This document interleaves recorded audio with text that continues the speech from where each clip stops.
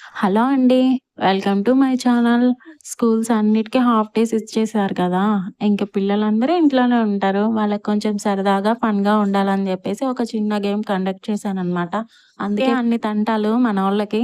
ఇంక పిల్లలందరూ ఉన్న చోట కొట్టుకోవడం, ఫైటింగ్ గూడా ఉంటది గదా! ఇంక ఇట్లా గాదులే అని జెప్పేసి ఈ పాపకి గూడా ఒక చిన్నివి నేర్పిస్తూ ఉన్నాననమాట. చూసేయండి మీరు గూడా.